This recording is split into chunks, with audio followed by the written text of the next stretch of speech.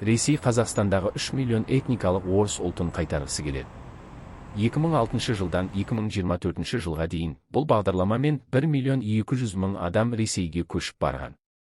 Ресей демографиялық жағдайын реттеуге тырысып жатыр. Сондықтан тәуелсіз мемлекеттер достастығына кіретін елдерге көшіп кеткен отандастарын қайтаруға ниетті деп хабарлайды. Версия басылымының сарапшылары демографиялық құлдырау жағдайында бұрынғы Кеңес одағы елдері Ресей үшін халық ағынын қамтамасыз ететін негізгі резерв болып отырғанын айтқан. Алайда мәдени айырмашылықтарға байланысты Ресейде барлық мигранттарды жылы қабылдай бермейді. Осыған байланысты Ресей 2006 жылдан бері іске асырып келе жатқан отандастарды қоныс аударту бойынша мемлекеттік бағдарлама арқылы қалауы бар азаматтар легін қалыптастыруға тырысып отыр. Бірақ бұл бағдарламаға қатысушылар саны жылдан жылға азайып келеді. Ресми деректерге сүйенсек, 2006 жылдан 2024 жылға дейін бұл бағдарламамен 1 миллион 200 мың адам Ресейге көшіп барған. Дегенмен соңғы 6 жылда бұл көрсеткіш тұрақты түрде төмендеп отыр. 2019 жылы 108.600 адам болса, 2024 жылы 31.700 адамға дейін азайған. Тіл білу кедергіге айналды. Мамандардың айтуынша бұған себеп болған факторлардың бірі репатрианттарға қойылатын талаптардың күшеюі. 2023 жылдан бастап Ресейге барғысы келетіндерге орыс тілін меңгеру бойынша тексеру енгізілді. Алайда сынақ нәтижесі олардың бәрі бірдей тіл білмейтінін көрсетті. Берілген 8400 өтініштің тек 3600 ғана мақұлданған. Отандас па, бөтен бе? Бағдарламаның бастапқы мақсаты бұрынғы Кеңес социалистік республикалар одағы немесе Ресей империясы аумағында туған, Ресеймен мәдени байланысын сақтап қалған азаматтар мен олардың ұрпақтарына қолдау көрсету болатын. Бірақ бұл байланысты дәлелдеуді талап етпегендіктен, уақыт өте келе ресейлік мәдениетке тиістілігі күмән тудыратын азаматтар да жеңілдіктерді пайдалана бастады. 2022 жылдың ақпанында бұл мәселе Калуга облысының бағдарламадан шығуымен айқын көрінді.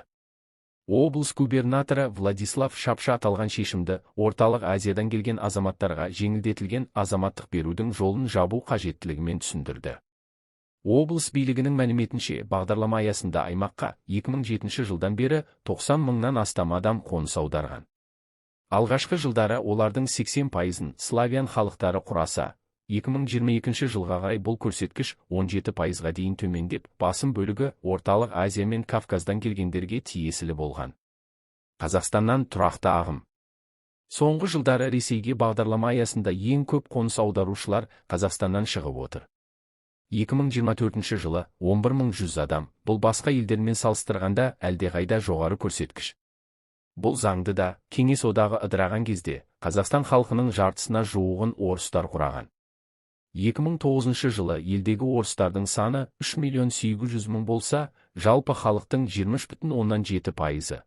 2021 жылы бұл көрсеткіш 3 миллионға жуық болды, 15,54%. Бұл жылдары орыстардың біртіндеп Ресейге қоныс аударуы жүріп отырған. Алайда 2022 жылы Ресейден Қазақстанға жаппай релокация басталып, бұл үдеріс уақытша кері айналғандай болды. Алайда бұл жерде де нақты дерек жоқ. Кей есептерге қарағанда Ресейден Қазақстанға 80 мың адамға дейін көшіп келген. Дегенмен олардың қаншасы кейін қайта оралды, ұлты қандай, бұл жағы белгісіз. Қанша адам көшіп келуі мүмкін?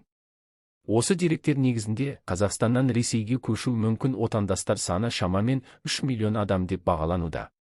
Алайда бір маңызды жайт бар. Қазақстандағы орыс диаспорасы негізінен егде жастағы адамдардан тұрады.